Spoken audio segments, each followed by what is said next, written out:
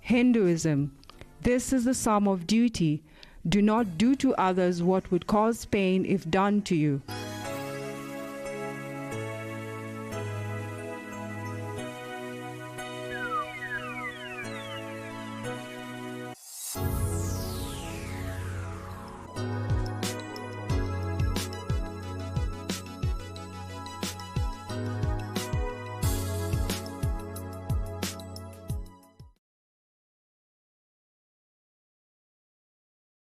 Capuchin TV. Forward ever, backward never. Let us move ahead and so on. Even children, kuna kakitu tunaweza kufanya ili kanisa iweze kumetameta. Endelea kutazama Capuchin TV, kitambulisho Katoliki. Kutoka makao makuu ya runinga Capuchin eneo la Karen kwenye jimbo kuu la Nairobi, tumsifu Yesu Kristo na ujambo popote pale ulipo mpendo wa mtazamaji wa runinga Capuchin, ikiwa ni siku ya Ijumaa ambapo kwenye runinga Capuchin tunakuletea makala maalum Juma katika Imani. Tuangazia yale ambayo tarajia jimbo zetu, parokia, vigango na pia kimataifa. Na kawaida kimataifa tuanzia Vatican ambapo siku hii ya leo ujumbe wa maaskofu wa Ujerumani unatarajiwa mjini Roma Ijumaa hii kwa mazungumzo na Vatican, na pia kwenye jimbo zetu tunatarajia mengine mengi. Na kumbuka jina langu ni Arbe Bunaya, na tukimngoja na udha mwenzangu Gabriel Mtete, tunaye pia mgeni hapa ambaye atuelezea ni yapi tunatarajia kwenye sherehe tunatarajia siku ya Jumamosi. Lakini kabla nikaribishe mgeni mpendwa mtazamaji, napenda nikujulisha kwamba ni yapi tunatarajia kwenye runinga Capuchin. Tukianza na siku ya Jumamosi ambapo ni tarehe 23, tutakuwa na sherehe ya wanawake wa Katoliki, ukipenda CWA, kwenye eneo la Msongari, na tunaye hapa naibu mwenyekiti wa wanawake wa Katoliki kutoka Dekania Magharibi, ambaye pia ni naibu mwenyekiti kwenye jimbo kuu la Nairobi, na pia ni mwenyekiti wa wanawake wa Katoliki kwenye parokia Regina Chele eneo la Karen kwenye jimbo kuu la Nairobi, ambaye tuarifu ni yapi tunatarajia kihini cha sherehe ya wanawake wa Katoliki. Na tukisonga mbele kwenye jimbo Katoliki la Kisii, tutakuwa na pia sherehe ya upadrisho wa daraja takatifu la upadri kwa mashemazi watatu. Na kumbuka kama kawaida kuna hafla mbalimbali ambapo tunatarajia kwenye sherehe hiyo ya daraja takatifu la upadri. Na tukisonga mbele ni Jumapili, siku ya Jumapili tarehe 24, tutakuwa ni Jumapili ya matawi. Na kumbuka Jumapili ya kukamilisha kipindi cha Kwaresima cha siku 40 kulingana na mila na tamaduni ya kanisa Katoliki, na kwanza wiki takatifu. Na hapo tunatarajia yapi? Labda mara nyingi tuwauliza tofauti na Jumapili ya kawaida ni mpi, na kumbuka ni Jumapili ya matawi ambapo kutakuwa na maandamano na vazi pia badilika kwa rangi nyekundu.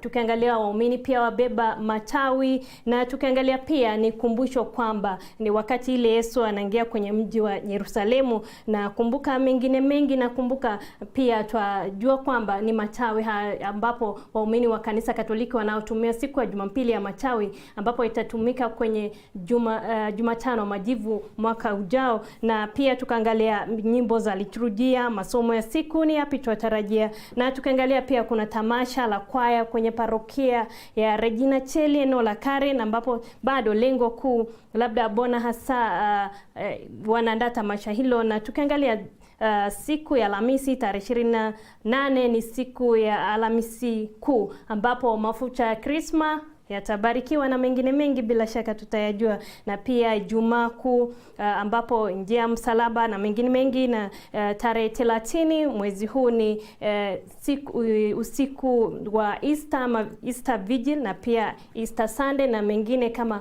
watakatifu wa wiki. Karibu sana mpendwa mtazamaji, karibu. Asante sana, asante sana. Karibu sana. Tukianza tunatarajia sherehe ya wanawake wa Katoliki ambapo itakuwa kule eneo la Msongari kwenye jimbo kuu la Nairobi. Labda kwanza tukiangalia, wewe ni mwenyekiti, naibu mwenyekiti kwenye Dekania Magharibi, naibu mwenyekiti kwenye jimbo kuu la Nairobi, mwenyekiti kwenye parokia ya Regina Chele hapo. Yes, that's very true.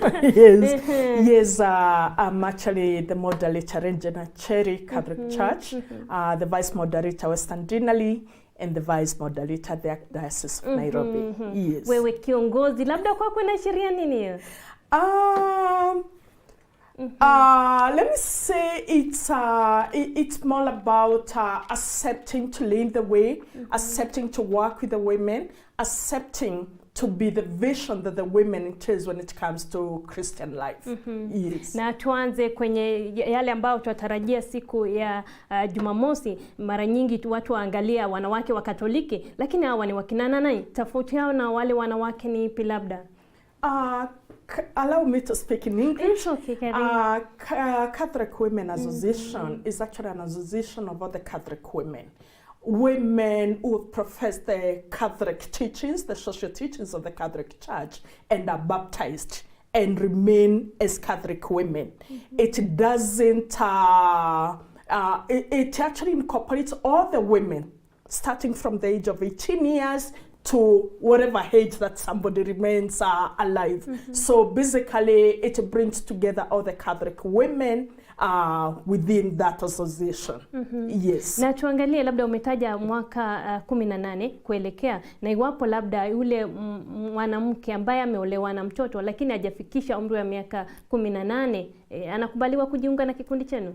Okay, looking at especially in Kenya, for you to be considered an adult, you need to be the age of 18. And that's why as Catholic Women Association, we prefer having women who have attained the age of 18 so that they can make their own informed decisions that they want to be members of this association. Anybody below the age of 17 is actually considered as child. But that is not to say that they are set away from the church. There are other associations and groups that they can join. But as Catholic Women Association, we prefer, we actually deal with women who've attained the adult age and can be able to make their own informed decisions that they really want to be in this association. Yes. Na tuje kwenye vazi lenu, nikiangalia vazi lako ni la rangi maalum na pia mchoro tofauti tofauti. Labda tueleze vazi lenu linaashiria nini kabla tukuje kwa maswali ya siku?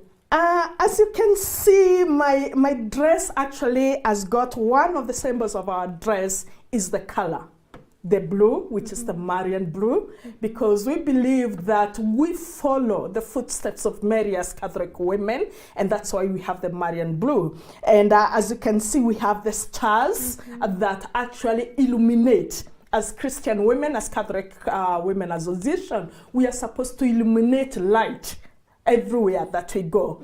And basically also encompassing our part as African women, besides illuminating, what else are we supposed to do as women? You know, bring the good news, bring our families together. And of course we have our motto, which is strong in faith, because our key vision is to remain growing in faith a day after day, getting better in our faith. And that's what even our formation entails, that every day we must train to remain strong and stronger in our Christian faith. Yes. Na tuangalie siku ya Jumamosi ambapo ni kesho, tuatarajia sherehe ya wanawake wa Katoliki kwenye eneo la Msongari. Labda ni yapi tuatarajia? Tomorrow we have an exciting day. This is what we refer to as the Feast of Annunciation. And probably before we get into what we expect tomorrow, maybe just to get a little bit to understand what Annunciation is. The Feast of Annunciation is actually marked on the 25th of March every year. And this tallies very well, seeks to correspond very well with the birthday of Jesus. So it comes exactly 9 months before the birth of Jesus. And this is the day that Mary got the good news, that the angel Gabriel came to Mary and announced that she'll be calling a child who shall be named Jesus. So basically this is a very special day for us, and especially as women, and considering that we try as much as possible to follow the footsteps of Mary, in the sense that this is the day that she got the best news of her life, in as much as she was very afraid, being a young girl, wondering how she can be the mother of God, how she can conceive without having met any man, then that becomes reassuring news for us. News of hope that with God everything is possible. News of humility that as women following the footsteps of Mary, then we need to be humble enough to accept God's will in our life. And that's why Mary responds by saying, I'm just a handmaid of God. Let it be done to me according to your will. So basically, this is the day that you're celebrating tomorrow. As women, we identify with Mary. You know that joy of being told, yes, you'll be carrying a child.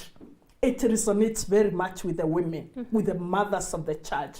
And besides that, it also makes it very clear for us to understand that as women, God uses women to bring back salvation to the world. That through Mary, we were able to see Jesus, the Son of God, become Son of Man through Mary. And that way, we were able to get salvation just by mere acceptance of Mary, a woman like all the women who will be gathering at Songari tomorrow, accepting the call of God without necessarily asking so many questions, and also goes ahead also to talk about our theme, our vision, strong in faith, that through faith, Mary was able to accept this message without questioning. That is what we are celebrating tomorrow. Yes. Na tukiangalia, umetaja kuwa ni siku ambapo malaika Gabrieli alikuja kwake Maria kwamba atapata mtoto kiume, mtoto Yesu. Yule mtoto ni tofauti na watoto wengine. Na labda tukiangalia kwenye mila na desturi, imenikumbusha kwamba mara nyingi wanaweka wamama, wanawake kama lazima apate heshima kwenye jamii. Mara nyingi awe na watoto, labda awe na mtoto kiume kwanza kwenye jamii ambapo wanadhamini sana ama wanaenzi sana watoto kiume. Labda maoni yako kuhusu hiyo ni nini? Tukiangalia Maria pia, na pia tukiangalia maisha ya hasa jamii zetu Kiafrika. Looking at our African culture, I agree with you that a male child is greatly valued. And I can imagine this was great joy for Mary to receive the news that her firstborn would be a male child. But I can also imagine the confusion that was running through her mind, that how do I become a mother? I'm a virgin. How does it get to the aspect of I becoming a mother? But then I think it also brings in the aspect of faith, like I said. But fusing it with our African traditions, customs, and values, we see Mary elevated to another level, to another layer, where she will be so much, she's so much respected, not just by being a mother of a son, but being the mother of Jesus, the Savior of the world. And this was made very clear as Gabriel was actually proclaiming, passing the word that you'll be a great person. He'll save the world. His name will be Jesus. So other than just being a mother of a son, I think the fact that she became the mother of that great person was something really to make her feel good. But also looking at her humility, we didn't see her going around, telling everybody, you know what, I'll be the mother of the most important person in the world. So that is one special thing with Mary, and also resonates very well with our African culture. And that is not to say that the girl child is not valued, but our culture, customs, and values sometimes tends to place the male child at a naparium than the girl child. And I think that was a privilege for Mary.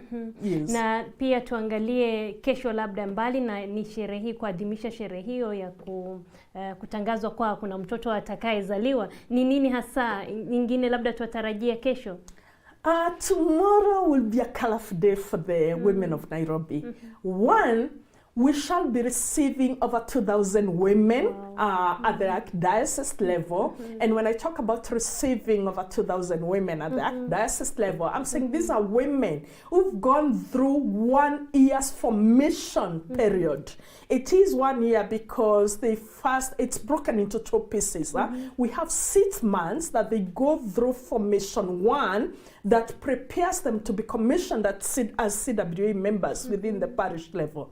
And then we have Formation 2 that takes another 6 months to prepare them to be received at the archdiocese level. So tomorrow, as CWA women, we shall be celebrating additional 2,146, I think, women will be joining us at the archdiocese level. That is growth for us, and the more we see more women joining the CWA, it becomes our joy. It becomes our joy because we know that the Word of God will be evangelizing in different ways and in different corners of the archdiocese. Yeah.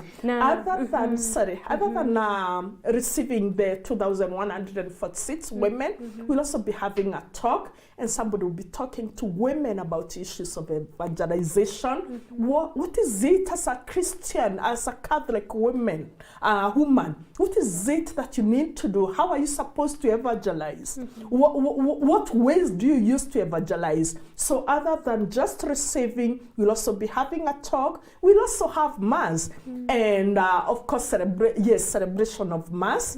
And despite the fact that we are in Lent period, this is a day that we shall celebrate as women because of the good news that Mary received. Yes. Na tuangalie pia kwenye kanisa Katoliki kuna kile kinaitwa sinodi, ambapo ni muungano ama ni mkutano naoongozwa na Baba Mtakatifu. Na tukiangalia tofauti na kipindi cha kawaida ama sinodi ya kawaida, Baba Mtakatifu aliwapa pia wanawake nafasi, na tukumbuka pia mwaka uliopita viongozi wa wanawake wa Katoliki waliweza kukaribishwa kule Vatican. Labda wewe kama mama Mkatoliki, kiongozi wa kanisa Katoliki, pia wanawake wa Katoliki, wajihisi vipi labda kuhusu siku hiyo, na pia imani yako kama Mkatoliki?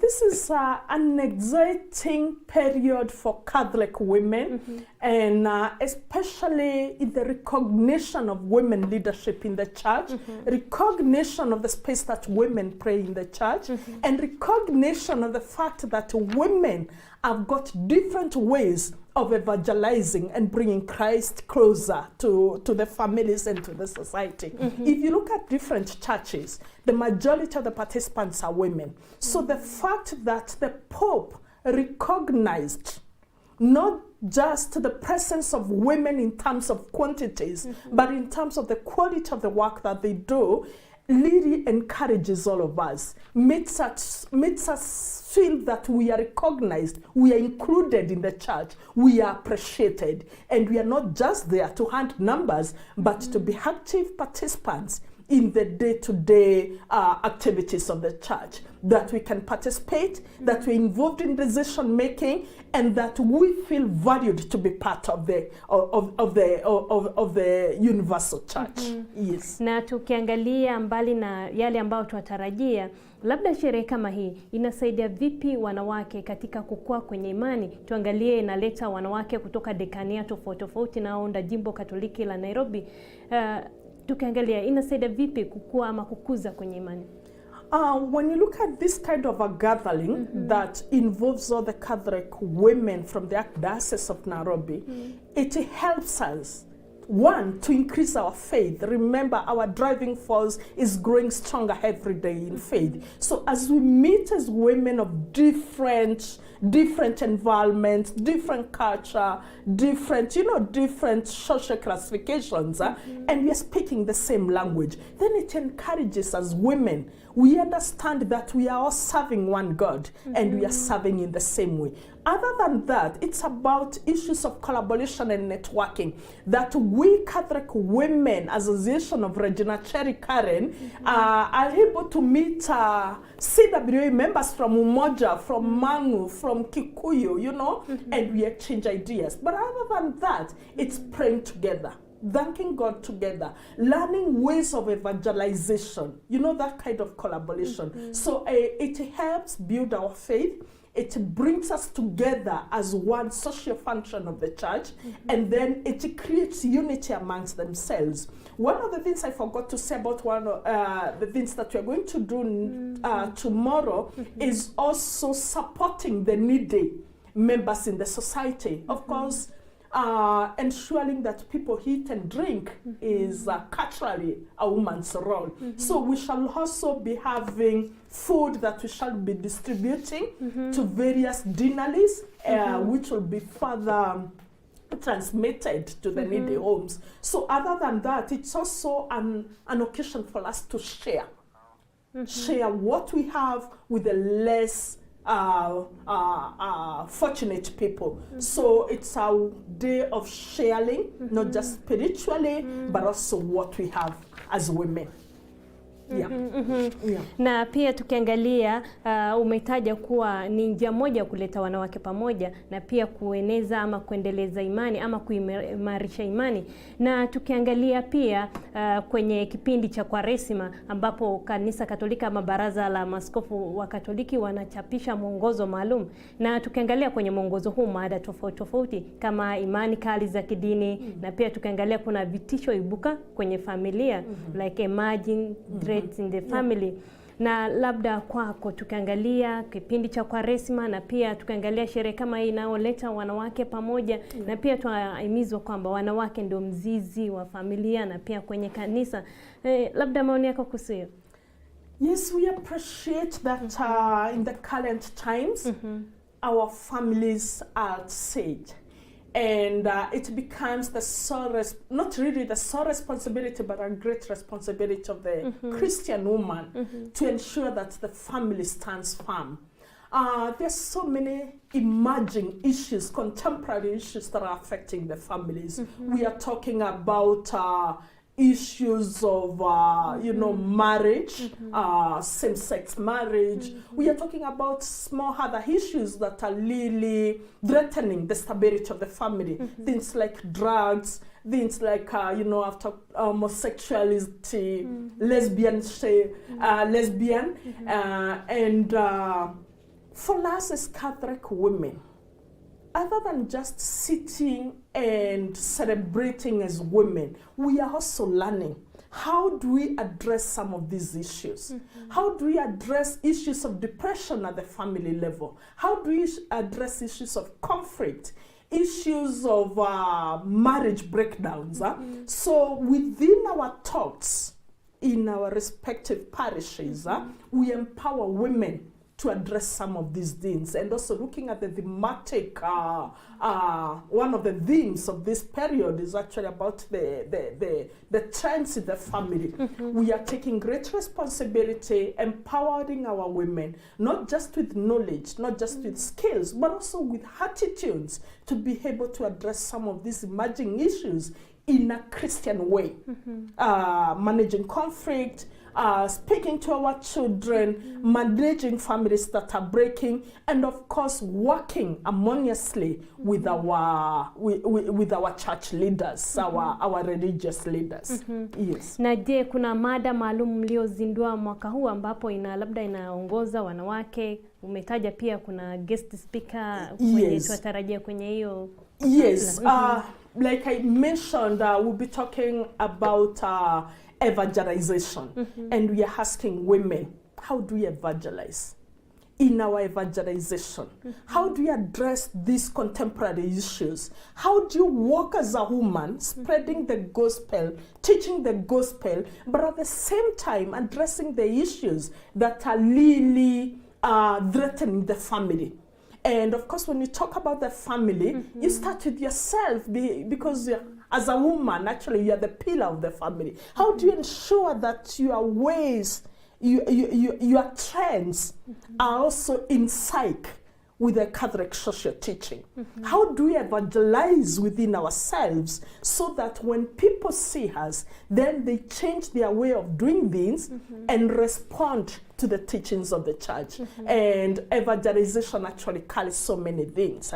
And this is what we are doing this year. How do you walk as a woman?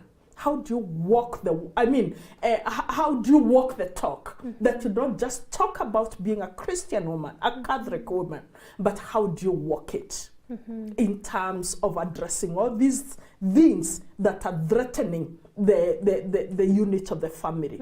Issues of divorce, issues of separation, drugs, and all that. As a woman, what role do you play? How do you address some of these things? And that is what we are all doing in our respective parishes. There are those that are organizing talks within the parishes. There are those that are, have seminars and equipping the CWA women, like I said, with knowledge, skills, and attitudes to address some of these vices that are threatening the stability of the family. Yes. Labda swali la mwisho kabisa, tukiangalia hasa hapa nchini kuna mambo mengi yanaendelea. Tukiangalia mauaji hasa watoto, hasa wasichana, tukiangalia wasichana wengi wenye umri wa miaka chini, as young as 19 years tukiangalia. Labda ushauri wako ni ipi kama mama mzazi?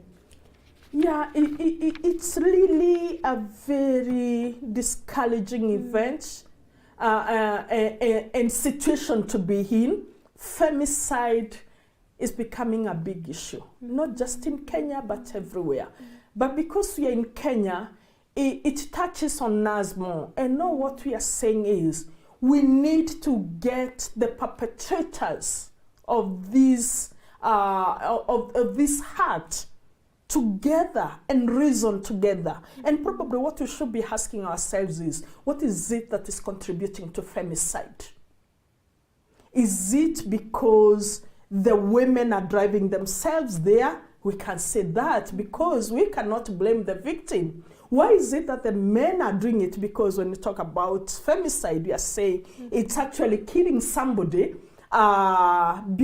killing because the person is a woman, female. And we are saying what we need to do is to look at alternative ways of addressing conflict. Because if there's no conflict, then there cannot be death. The perpetrators are well equipped with conflict management ways, so that they don't have to resort to killing, that they can talk about them, they can discuss, and then issues to do with counseling. We also attribute it to the increase in drug abuse, that sometimes the perpetrators are actually under the influence of drugs. But we are also saying we also need to come together in what we call male engagement strategy. In the male engagement strategy, we are saying, let's come together, let's talk together, let's find out what the problem is. Because if you look at the men, they'll give you a reason as to why they've done whatever they've done. The women on the other side have got their own issues. So we are saying, let's engage the men. Let's talk together and let's address this issue as a society and not necessarily blaming any of them. But besides all that, let's look at the root causes of this kind of killing. We cannot just clean the cup on the top while the dirt is in there.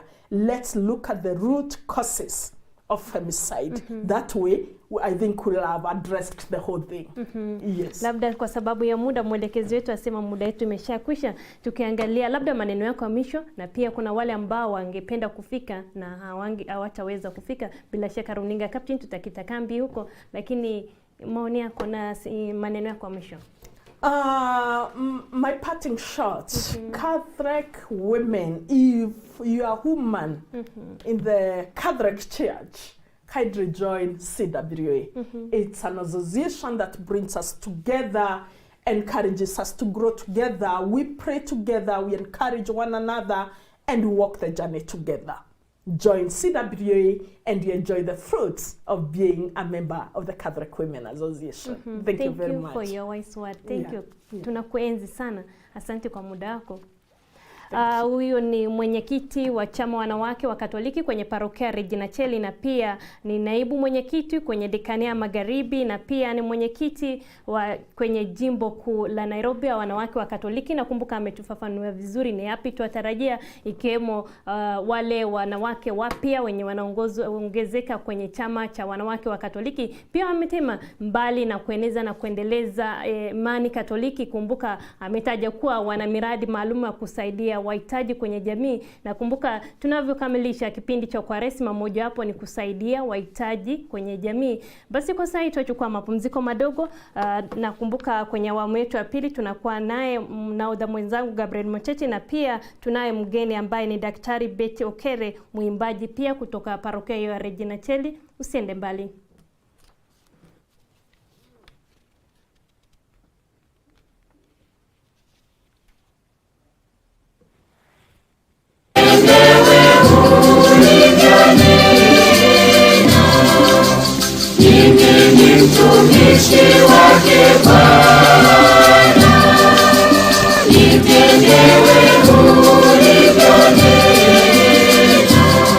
Mpendo muumini, tumsifu Yesu Kristo.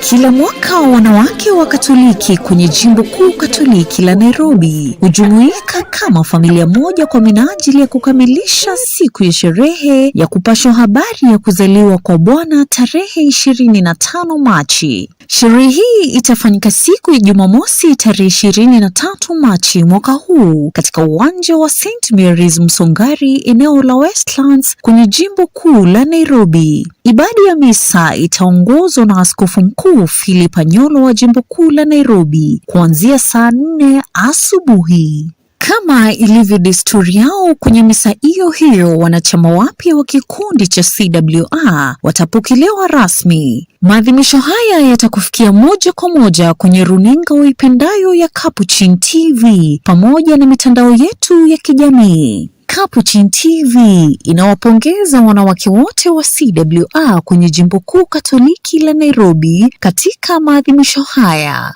Endelea kutazama Capuchin TV, kitambulisho Katoliki.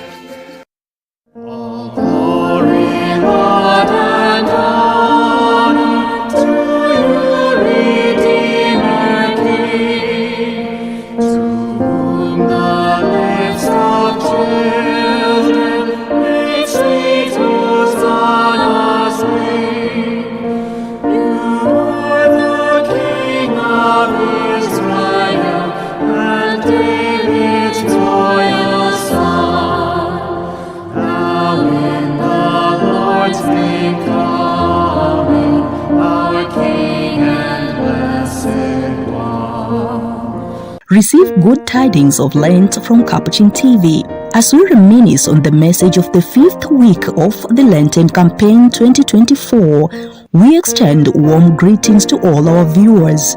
This Sunday, the 24th of March 2024, marks Palm Sunday, a sacred day in the Catholic Church. Palm Sunday commemorates the triumphant entry of Jesus Christ into Jerusalem, symbolizing his kingship and the beginning of the Holy Week.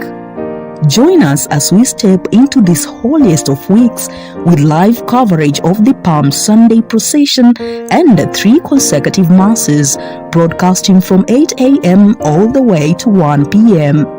Capuchin Television will stand united with the Catholic faithful in the bishopric of Kisii, bringing you the vibrant spirit and devotion of this special day.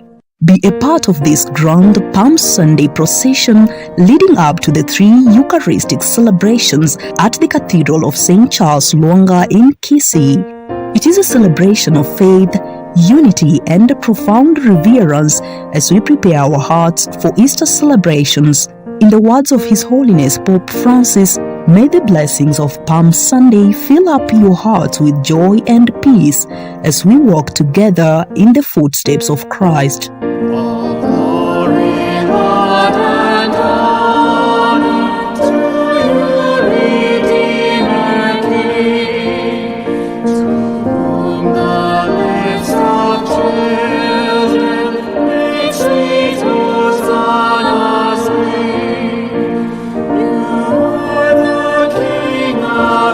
Israel.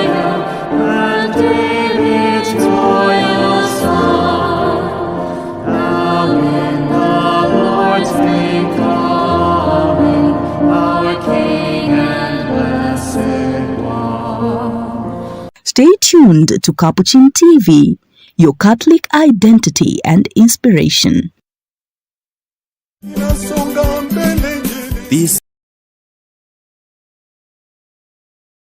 are. We are shepherds of God's flock. We are pastors, servants of God's people. We are KCCB.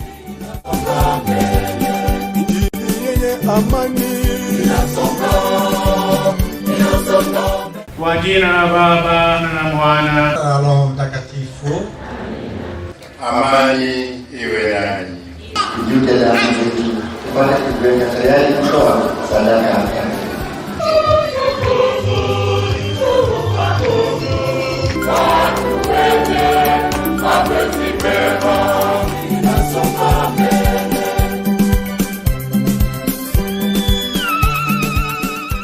Somo katika kitabu cha Kumbukumbu la Torati.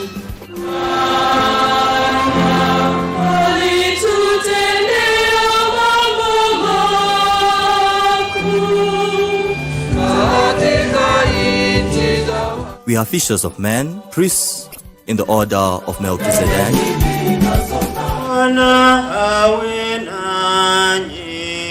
Somo katika Injili ilivyoandikwa na Marko. Inasonga mbele Injili. Twaeni mle wote, huu ndio mwili wangu utakaotolewa kwa ajili yenu. Vijana inasonga mbele Injili. Awabariki Mungu Mwenyezi, Baba na Mwana na Roho Mtakatifu. We are brothers and sisters of Jesus Christ.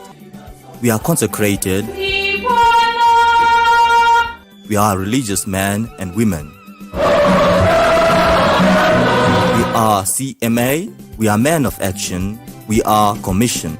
We are CWA. We are women of faith. We are soprano and alto. We are tenor and bass. We are voices of praise and worship. On that great morning when the sun was rolled away, on that resurrection morning, Jesus rose to life again. We are youth for Christ. House 47 at St. Monica's production. We are YCA. We are MYM. Have mercy on us and on the whole world. For the sake of his sorrowful passion. We are PMC. We are liturgical dancers and altar servers. We are baptized. I baptize you in the name of the Father and of the Son and of the Holy Spirit. We are confirmed.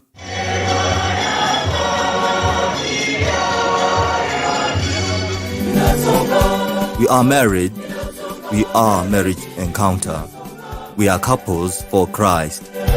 We are ordained. Mtakatifu Yosefu, utuombee.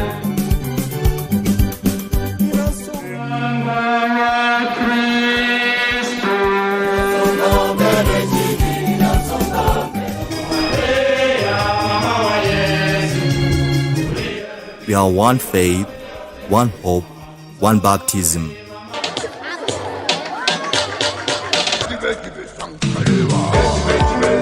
We are one, holy, Catholic, apostolic.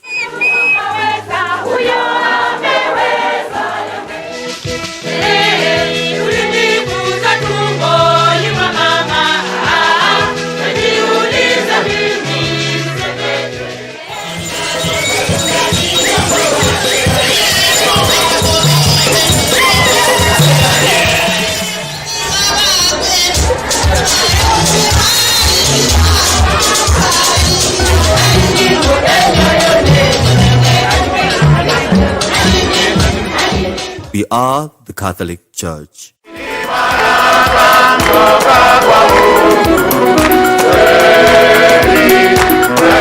This is who we are.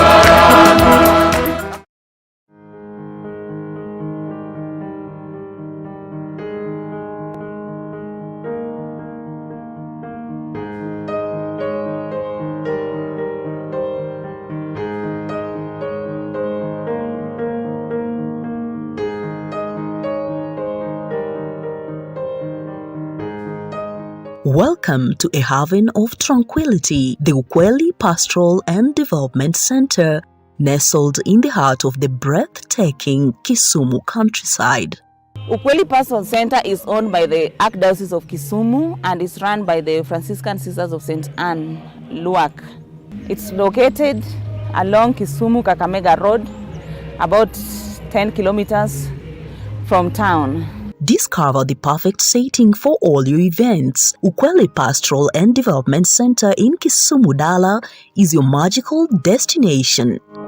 We offer different services like wedding receptions, we offer workshop facilities, we offer seminars, we offer also retreats and recollections. The place is quite serene, beautiful environment, far from the town noises. Our accommodations are a blend of elegance and comfort, including 12 ensuite pentagon-shaped cottages, reflecting the charm of a traditional African homestead. Just come, we give you a cottage, you feel like that African setup. In our dining hall also, what is unique about Ukweli is that we offer very African foods. We have uji, we have potatoes, fish. And with the kind of meals we offer, very African, very healthy meals of the garden. We don't really provide meats that are chemically saturated. Marvel at stunning views in all directions, from the vibrant Kisumu business district along the shores of Lake Victoria to the awe-inspiring Nandi escarpments stretching to the horizons. What is unique about Ukweli is that it is far from town, from the noise of town. It's very serene, and we have sisters working there. And it's a Christian organization where all and sundry are welcome to Ukweli Pastoral Center. Experience seamless connectivity with free internet and advanced audiovisual technologies available in all our meeting rooms. Forget space constraints. Our expansive, beautifully manicured gardens and an extensive secured parking area guarantees a hassle-free experience for your guests. Concerned about costs? Our rates include bed and breakfast, full board and half board packages at amazingly pocket-friendly rates.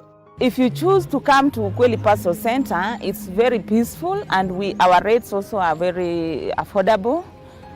We have a full board, half board, and you can also just come for meals at a very affordable rates. Step into the warmth of our hospitality, where our friendly, professional, and indomitable team is ready to make your stay exceptional. To experience the cool environment of Kisumu, come to Ukweli Pastoral Center. You'll be welcomed right from the gate to the reception, to the dining, to the rooms. Yeah, we are very much welcoming people. We welcome people from all walks of life, children, the PMC, we welcome the youth, we welcome different groups, we welcome associations, we welcome choirs, we welcome men, we welcome even non-Catholics, as long as they have something which can really promote and develop human development. We offer those services to Ukweli. So we welcome everyone to come and see for themselves the beauty and the serene environment of Ukweli Pastoral Development Center. We are located near Kiboso Market off Kisumu-Kakamega Highway in Kisumu. It's not enough to say, just come and see. Like Jesus, like Philip told Bartholomew, something good come from Nazareth. I also say a lot of good things can come from Ukweli Pastoral Center. Just come and see for yourself. For inquiries, call us at telephone number 0112 812 878 or 07.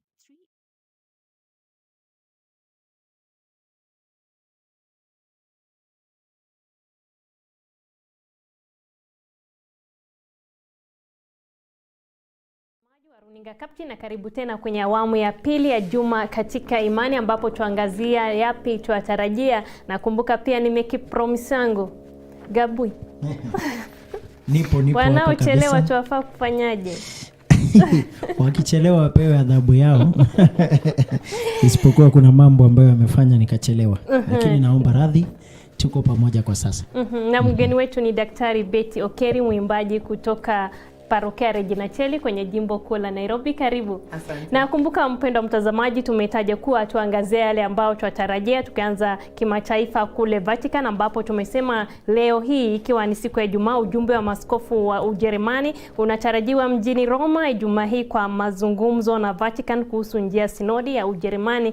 Na pia tumesema kesho tarehe 23 kwenye jimbo kuu la Nairobi tunatarajia sherehe ya wanawake wa Katoliki, ambapo tumekuwa naye mwenyekiti wa chama cha wanawake wa Katoliki kwenye jimbo kuu la Nairobi, ambaye ni naibu mwenyekiti wa kikundi hicho kwenye jimbo kuu la Nairobi, na pia ni mwenyekiti wa wanawake wa Katoliki kutoka Parokia Regina Cheli eneo la Karen, na naibu mwenyekiti kwenye dekania ya Magharibi anafahamika kama Scholastica Miruki. Ametuelezea ni yapi tunatarajia pamoja na ongezeko la wanawake wapya kwenye chama cha wanawake wa Katoliki 2000 na pia miradi yao mbalimbali. Bila shaka ni hafla itakayoongozwa na askofu mkuu wa jimbo kuu la Nairobi Mashamu Philip Anyolo. Itakuwa saa 4 kwenye eneo la Msongari, jimbo kuu la Nairobi. Na pia tumetaja kutakuwa na daraja takatifu la upadri kule jimbo Katoliki la Kisii, na Jumapili ya matawi vile vile kwenye kanisa kuu la Mtakatifu Charles Lwanga kwenye jimbo la Kisii, Holy Family Basilica, na pia Alhamisi Kuu, Ijumaa Kuu, Easter Vigil na Easter Sunday. Tunatarajia mambo mengi sana, na basi tuandamane hadi tamati tujue mengi. Karibu, nikukaribishe. Kabisa. Mwenyeji. Tuanzie na daraja takatifu la upadri kwenye jimbo Katoliki la Kisii. Wanatarajia upadrisho wa mashemazi wapya.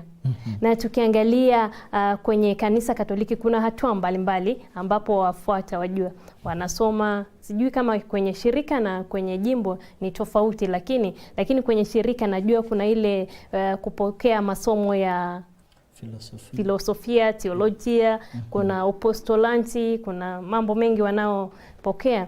Alafu baada ya kupata mafunzo yako unapata daraja takatifu la ushemazi kama hawa. Sasa baada ya hapo wapokea daraja takatifu la upadri. Unayo kuongeza hapo? Tunawapongeza kwanza kwa kuweza kupitia masomo yote.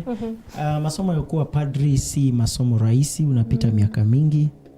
Most probably inategemea ni shirika gani, utapata ni miaka kama 9, wengine 10.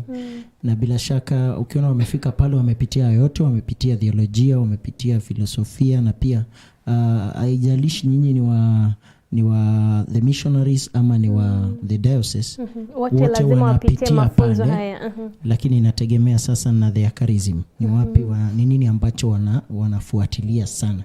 Isipokuwa sasa missionaries huwa wanapewa kazi nyingi sana ya kutembea mbali, kueneza neno pahali ya kujulikani sana. Kwa hivyo wale ambao wamefika pale, kumbuka katika hiyo daraja ya kukua deacon ni kwamba unapewa kitabu cha kueneza neno. Sasa wewe umekuwa mhubiri kabisa. Ndio sasa ukimaliza pale ukue priest, you are anointed as a priest. Sasa unaingia katika utume kabisa. Kwa hivyo mambo ambayo tunatarajia pale ni kwamba itakuwa sherehe kama kawaida.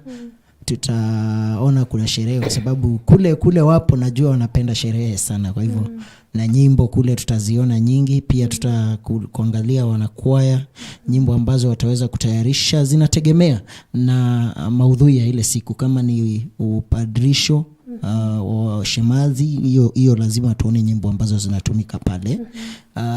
Za wito, nyimbo za wito, na misa kama kawaida.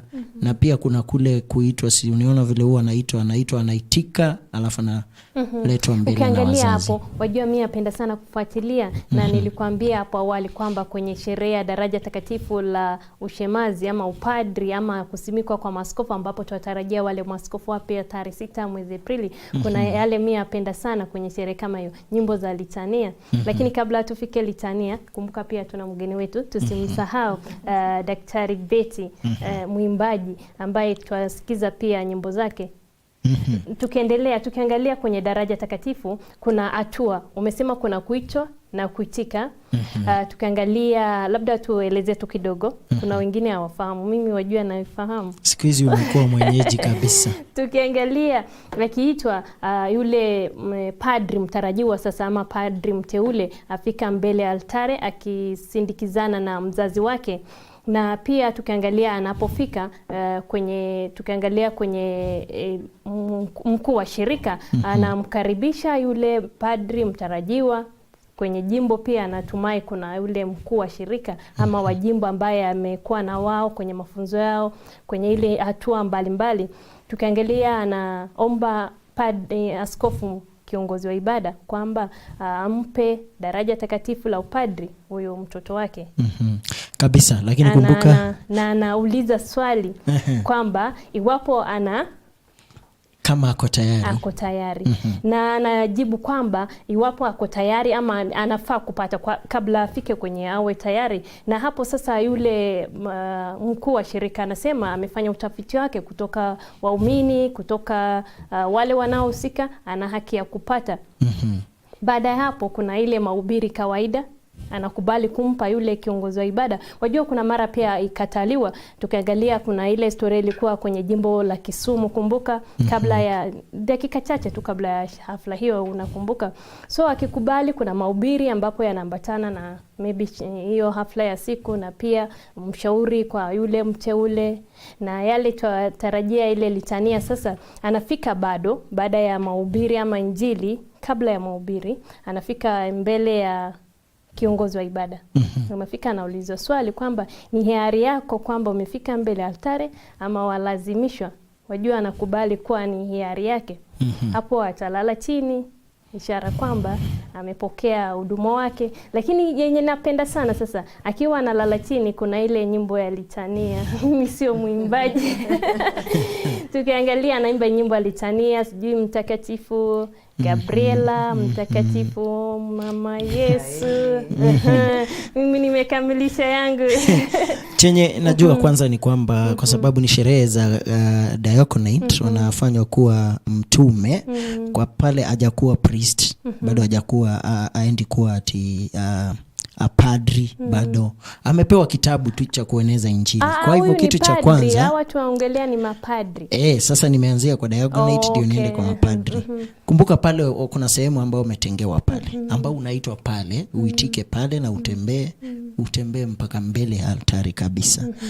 Ukifika pale labda utaletwa na wazazi wako, kwa sababu wazazi lazima wapeane idhini ya kwamba mtoto wetu tumemkubalia aweze kwenda kumtumikia Mungu, kwa sababu si wenu tena, anakuwa mtoto wa kanisa. Upadri ni wito kama ule nimechukua mimi wa familia. Kwa hivyo wewe ukiamua ni padri, ni upadri, na lazima kuna mambo mengi sana utakubali. Kwanza kuna zile nadhili wanachukua, ni ngapi? Ni 3. Kwa hivyo zote lazima uzikubali na useme sasa ungependa kubali kuwa padri sasa. Kabisa. Poverty, chastity na obedience, zikiwa 3. Kwa hivyo hizo zote ukikubali, vile ulikuwa umesema kuna mwenye ilikataliwa the last time, kuna mambo kama hayo labda ukikataa au utalazimishwa. Kwa hivyo atatembea kuja mbele, then pitia mambo yote, bishop aulize maswali yote, kila kitu. Hiyo ndio tunatarajia. Akishamaliza basi ataendelea na homilia yake. Kisha vile tu umeelezea tu, ikifika wakati wa litania, you are invoking all the saints to come, because we are consecrating this priest to be a servant of God.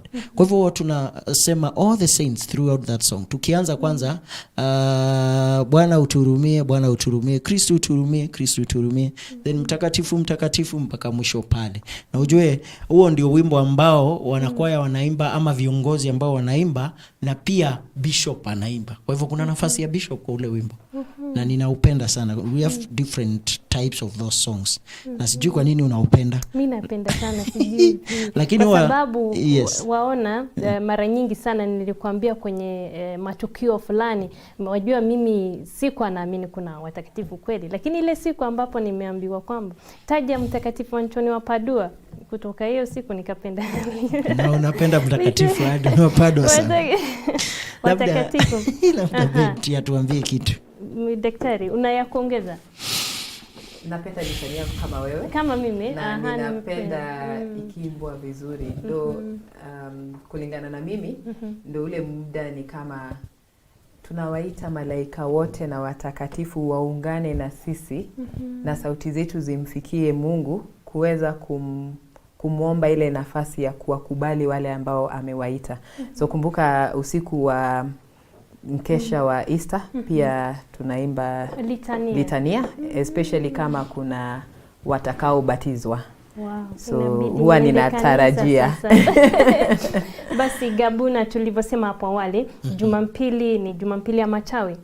Kabisa.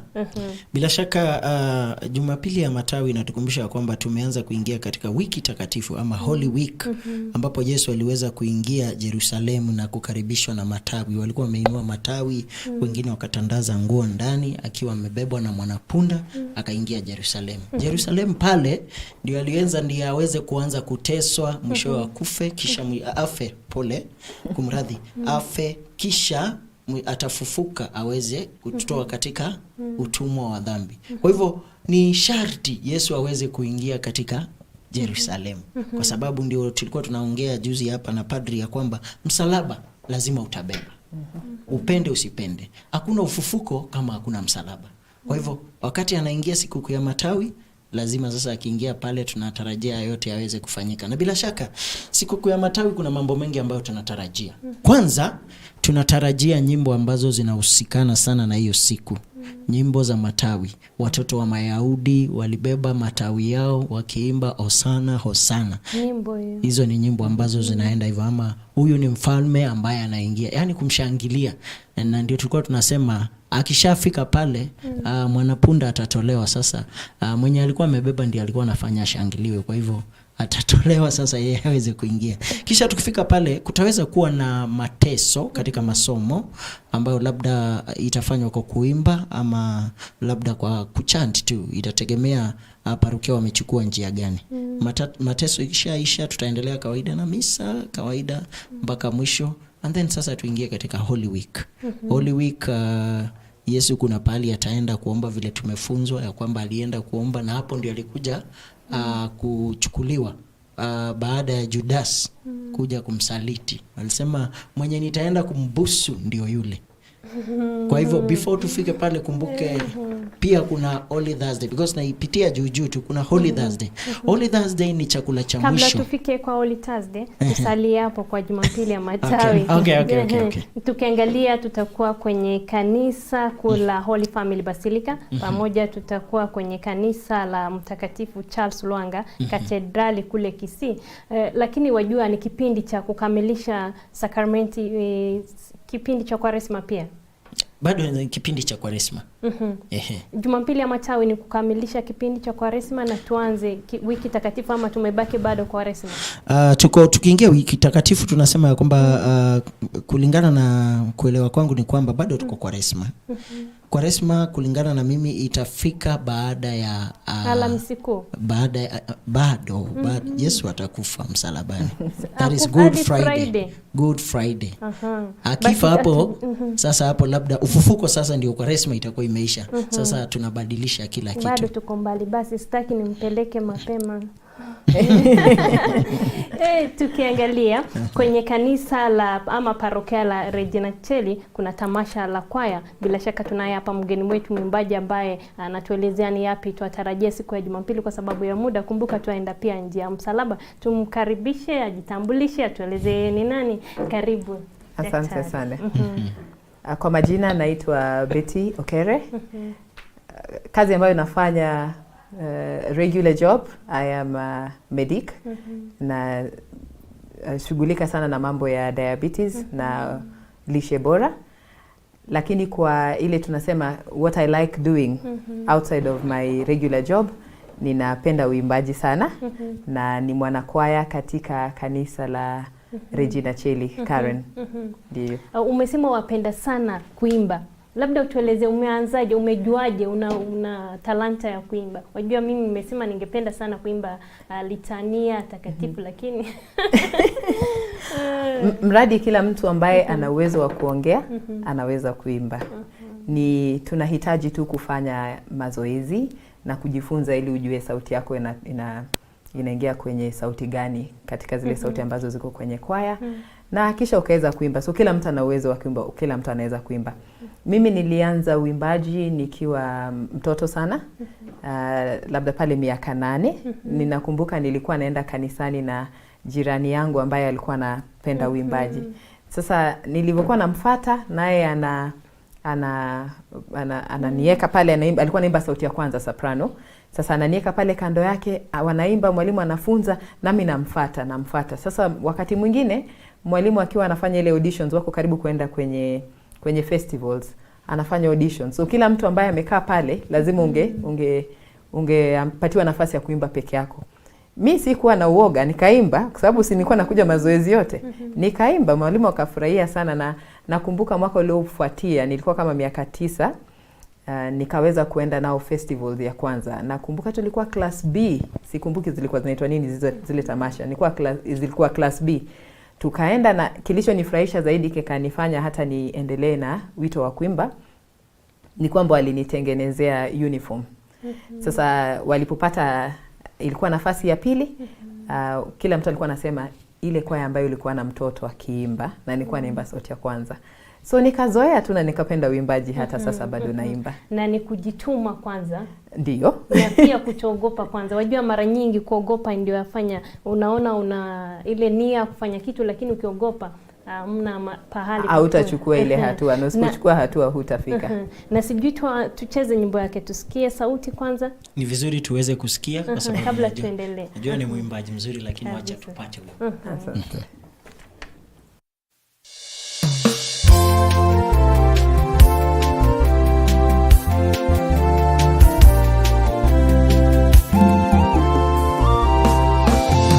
Nimrudishie Bwana nini kwa ukarimu wake wote alionitendea mimi. Nimrudishie Bwana nini kwa ukarimu wake wote alionitendea mimi. Nitakipokea kikombe cha wokovu na kulitangaza jina la Bwana.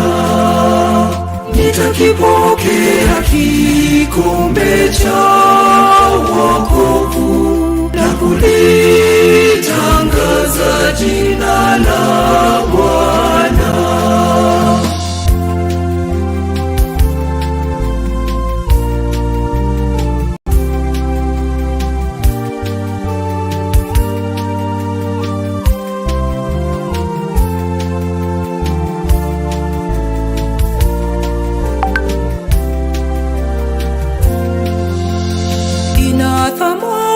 Machoni pa Bwana sauti ya wacha Mungu wake. E Bwana, hakika mimi ni mtumishi wako.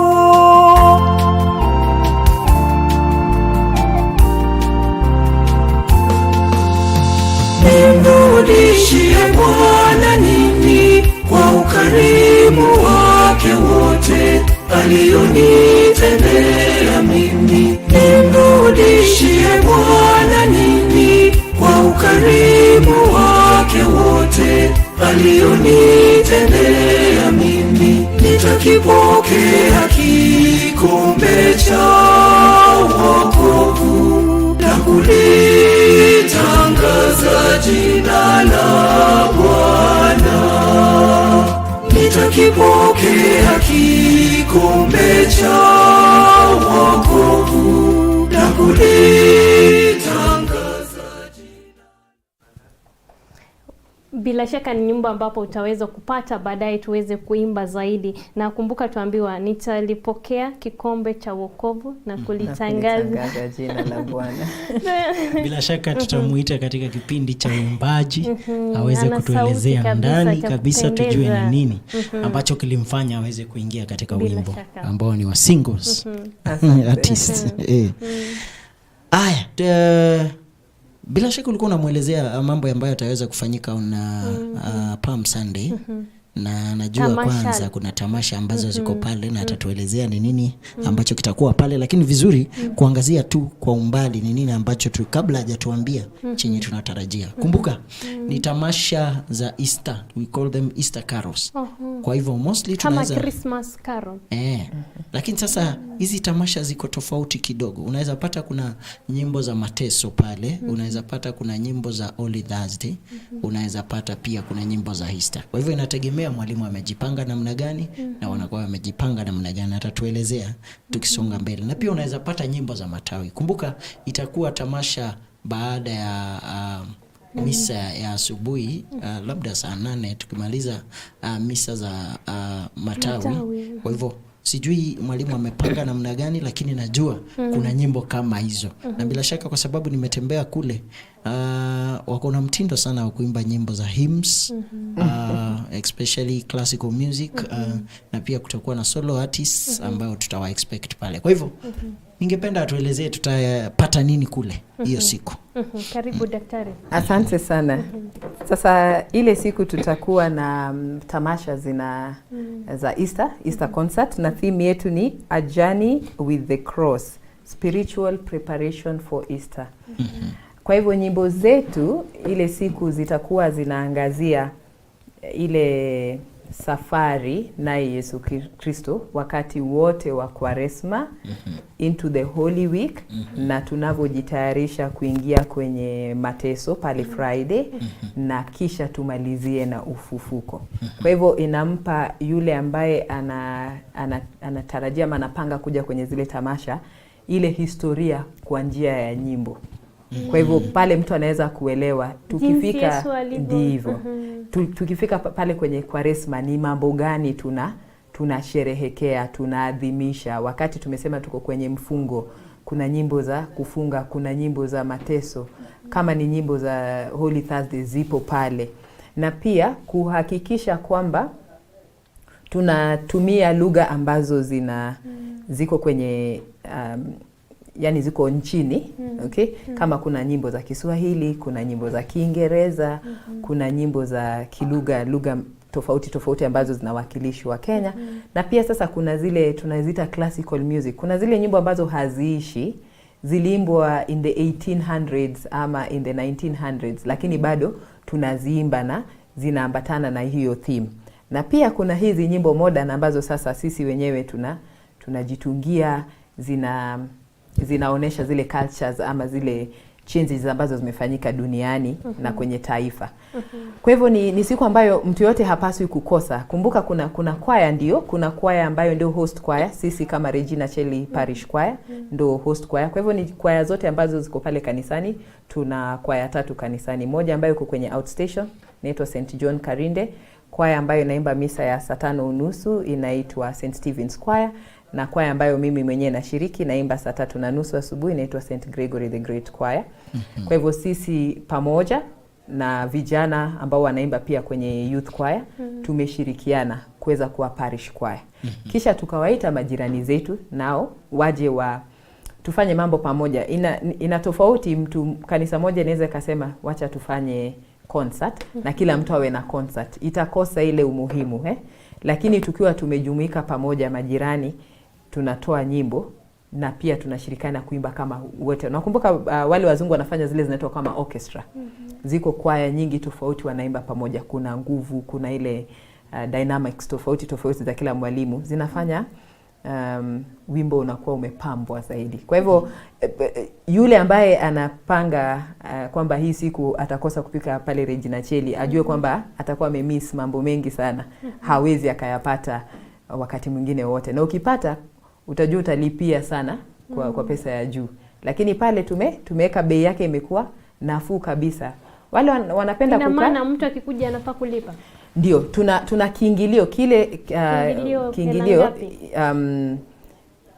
ukitaka kulipa the normal rate ama ile standard rate unalipa shilingi 300 kwa watu wazima na watoto wote ni shilingi 100.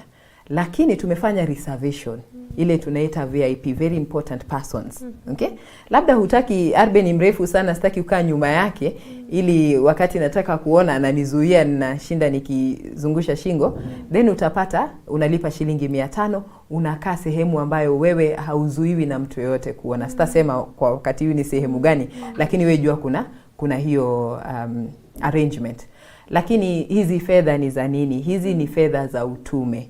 Kumbuka pale kuna wanakwaya ambao wanaimba, wanahitaji kuwa na sare za kuimba, ama tunahitaji kuwa na zile chapa za nyimbo ili angalau ukiangalia notes usiimbe note ambayo haifai, na pia kuleta ile sound system, wale wa wenye mitambo ambao watakuwa natusaidia hiyo siku. Hizi si vitu ambazo zinapatikana parokiani.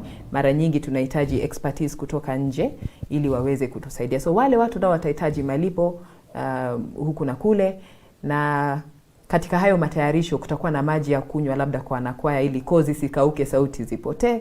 Ndio itatusaidia kwa mambo kama hayo. Lakini sio kwamba kusema ni tunalipisha ili tupate faida. Ni very minimal amount of money. Yes.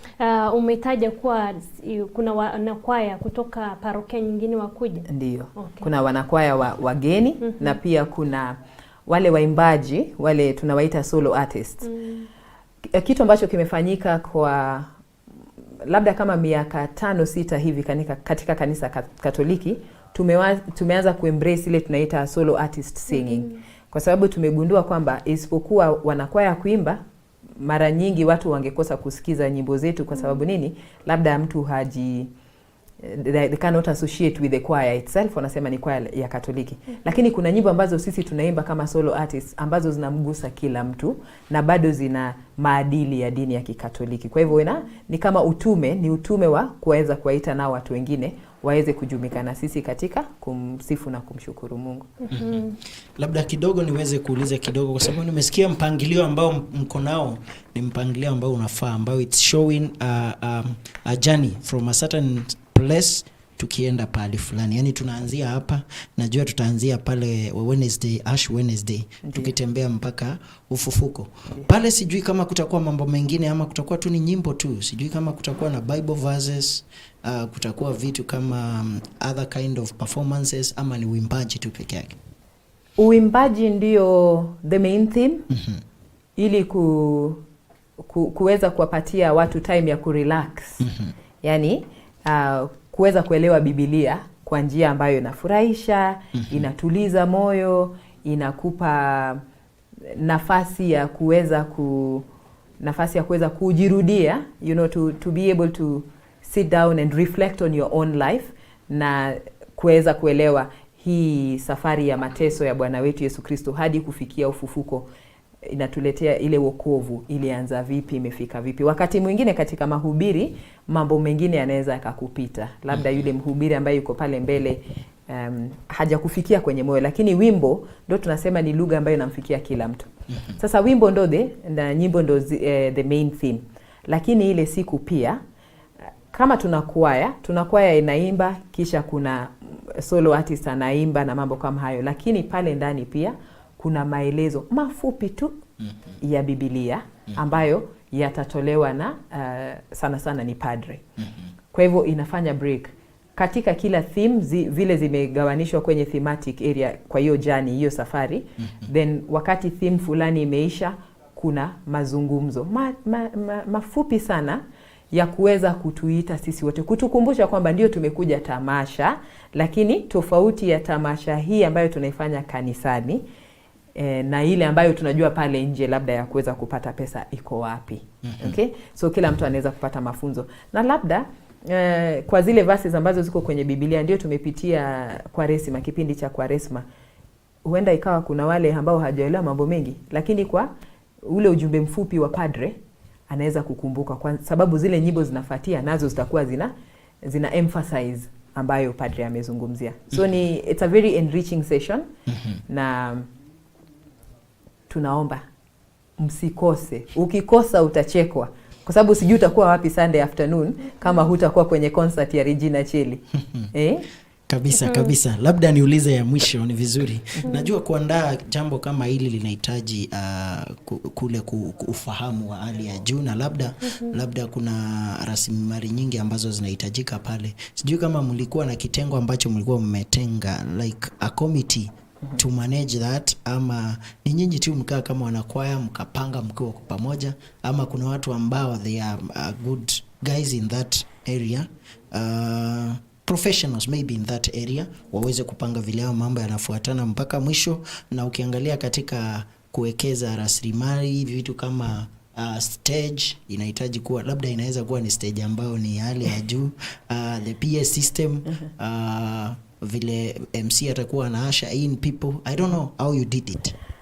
Regina Cheli, tunafanya hii concert kwa mwaka wa 4. Kama si janga la ugonjwa wa corona tungekuwa tunaifanya kwa mwaka wa 6. Kwa hivyo kwanza kuna uzoefu. Unavofanya kitu mara ya kwanza, ya pili, ya tatu, kuna kule uzoefu, you learn from the feedback. Watu wanasema wanahitaji nini, wameona nini, tunge imarisha nini na nini ambayo tulifanya vizuri ili tuendelee kuifanya kwa jinsi hiyo. So hiyo experience ni moja wapo ambayo inatusaidia. Ya pili, tunafurahia tulipofanya hii concert mara 2 ya kwanza, tulikuwa tunaifanyia kwenye ukumbi wa kanisa, yani ile hall. Naye Mungu akatujalia, kwa sababu tulipokuwa tunafanya hivyo tulikuwa tunaendelea na jengo la kanisa jipya. Na tukapata kanisa nzuri zaidi. Yule ambaye hajakuja Regina Cheli tena aje siku ya concert aone ninachozungumzia. Na wale wametembelea Regina Cheli mnajua tuna kanisa maridadi sana. So tutaifanyia pale ndani ya kanisa, na hiyo tayari inatuondolea zile, kama kuna resources extra tungetumia tayari imepunguza. La tatu, tumebarikiwa kama parokia kuwa na watu ambao wako na taaluma mbalimbali, na watu ambao wamefanya mambo mengi ambayo yanahusiana na event organization. So pale kumbuka kwamba kuna kwaya 3 na kwaya ya vijana, lakini utajua kwamba tunaimba kama parokia, hatuimbi kama kwaya moja. Umoja ni nguvu. Tukija pamoja tunapata zile ideas na skills ambazo kila mtu anazo. So hii mipangilio inafanywa na sisi wenyewe wanakwaya. Tunajua wewe labda Betty unapenda kuzungumza, ama you have the skills in communication, tunakupa hiyo kazi. Mwingine anaweza kutusaidia katika kudecide uniform gani tutavaa, iko na theme gani, tena tunafanya hivyo. Mwingine naye ana ule uwezo wa kujua kwamba yeye ni MC, tutatumia huyo. Wacheza vinanda, wacheza ala tofauti za muziki, wao pia wako katika resources za kanisa. Kwa hivyo hiyo inatufanya nini? Tunatumia fedha kidogo. Cha muhimu ni kule kujitolea kwa waimbaji, kwa sababu ndo tuweze kuwa na tamasha ya standard kama hiyo. Inamaanisha tuko kazini, lakini tunatenga muda kila siku kuweza kufanya mazoezi. Na walimu wetu pia wanajitolea. Kumbuka kwamba kanisa Katoliki walimu wa muziki hawalipwi. Kwa hivyo una kazi zako, lakini utaiacha uje ujumuike na kwaya na ufunze. Na of course ile administration ya kanisa, the parish priest, the assistants and the pastoral council ya kanisa, kwa kuweza kutukubalia ile nafasi ya kuweza kutana pale jioni, tukatumia stima, tukatumia resources kwenye kanisa, na kuweza kutuunga mkono ili nao wakati tunafanya tamasha kama hili wafungue milango na watu wa nje waweze kuja. So it's a combined effort. Wajua leo ni siku ya Friday, lazima tuende njia ya msalaba. Unajua mwelekezi wetu asema muda wetu umeshakamilika. Na tumai ni wakati wa kukamilisha kipindi chetu, lakini tumeambiwa kwamba umoja ni nguvu. Naomba tukamilishe kipindi chetu. Daktari, kwa sekunde moja maneno yako ya mwisho. Tarehe 24 ambayo ni Palm Sunday, Jumapili inayokuja. So leo ni Jumatano, Friday. Kwa hivyo Sunday saa 8 fika mapema ili usikose kiti. Njoo pale Regina Cheli Catholic Church Karen, tutakuwa na tamasha ambazo tunaita the 4th Lenten Easter concert. Nakumbuka kiingilio ni shilingi 300. Kiingilio ni 300, regular ticket 500 VIP, na watoto shilingi 100. Tumalize. Na mimi nasema ya kwamba kumbuka tumekuwa katika ile journey ya kutoka Ash Wednesday mpaka ufufuko wa Bwana Yesu Kristo. Kumbuka tunaanza Holy Week on Sunday, tunaomba tuweze kujiangalia hizo siku zote, ni nini tuliweza kupata, ni nini ambacho hatujaweza kupata. The 40 days are over. Sasa tunaenda katika Holy Week. Tafadhali tunaomba kila mtu aweze kuwajibika katika kazi yake pale, aswa wanakwaya, ya kwamba tukianza Holy Thursday tunajua ni nyimbo zipi, Good Friday ni nyimbo zipi, Easter Saturday na Easter Sunday, tuweze kujipanga katika hayo mambo yote. Najua ni program ngumu sana, lakini wanakwaya lazima wajipange. Kwa Kristo ni vizuri pia tuweze kutembea pamoja na wanakwaya katika njia msalaba kule, tukiwa kwa pamoja na our priests, viongozi wetu. Kwa hivyo asanteni sana. I wish you a very blessed Holy Week. Shukran mpendwa mtazamaji, aliona mwanzo hakikosi mwisho. Shukran daktari kwa kuenzi kwa muda wako. Nakumbuka mpendwa mtazamaji, kwenye makala ya Juma katika Imani tuangazia yale ambao tunatarajia. Tulivyosema hapo awali, kesho tarehe 23 tutakuwa kwenye eneo la Msongari kwenye sherehe ya wanawake wa Katoliki, ambapo mwenyekiti wa wanawake wa Katoliki ama naibu mwenyekiti wa Katoliki, chama cha wanawake wa Katoliki kwenye jimbo kuu la Nairobi, alituelezea ni yapi ambapo tunatarajia, ikiwa mojawapo ni ongezeko la wanawake takriban 2,000, na pia kuna ile kusaidia wahitaji, na pia kutakuwa na guest speaker ambaye anazungumzia hasa zaidi wanaohusika na wanawake ama yanayohusu wanawake. Kueneza Injili, kuendeleza Injili ni jukumu la kila mtu, ametaja mwenyekiti wa chama hicho. Na pia tutakuwa na sherehe ya daraja takatifu kwa mashemazi watatu kutoka jimbo Katoliki la Kisii, ambapo wanapokea daraja takatifu la upadri. Siku ya Jumapili ni Jumapili ya Matawi, bila shaka nyumbani ni kanisa kuu la Holy Family Basilica, na pia St. Charles Luanga, kanisa kuu, ambapo itakuwa kwenye jimbo Katoliki la Kisii. Labda tutaje tu wachache kabla tutamatishe makala yetu. Tunaye hapa Teresia Njeri, asema afuata kutoka parokia Kagwe, na watakia Wakristo wote Jumapili njema ya Matawi. Alafu tunaye hapa Makwana Junior, asema anafuatilia Fififi Mwish jina kali. Joel Alan asema afuatilia kutoka jimbo Katoliki la Nakuru, na pia tunaye hapa Caroline Msaba. Shukrani zetu za dhati kutoka hapa Runinga Captain. Jina langu ni Arbe Bonaya, na watakia pia Jumapili njema ya Matawi, na pia tukianza wiki takatifu.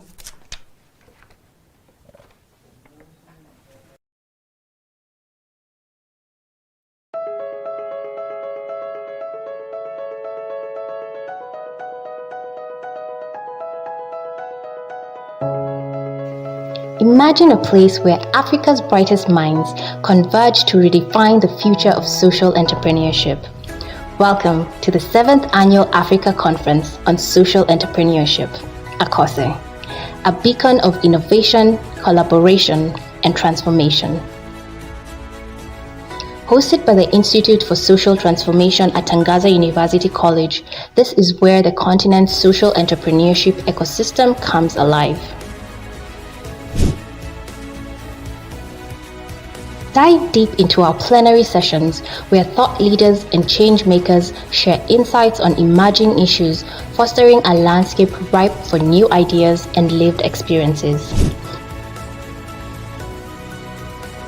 Led by industry pioneers, these sessions are your opportunity to connect, share experiences, and gain practical knowledge in thematic areas crucial for driving social change. Elevate your skills with our masterclasses on innovative financing, the art of impact storytelling, and collaboration for impact. These sessions are designed to empower you with the tools to make a difference. Explore the ACOSE exhibition, a showcase of cutting-edge innovations and a perfect opportunity to widen your network, attract funding, and discover products and services that are driving systemic change across Africa. The ACOSE Academia rethinks education for social entrepreneurship, preparing future innovators. And the ACOSE 3.0 Youth Festival ignites youth action for zero unemployment, zero poverty, and zero net carbon emissions. Together, we're not just attending an event, we're building a movement towards a sustainable, empowered Africa. the 7th Annual Africa Conference on Social Entrepreneurship awaits you. Register now and let's co-create the future.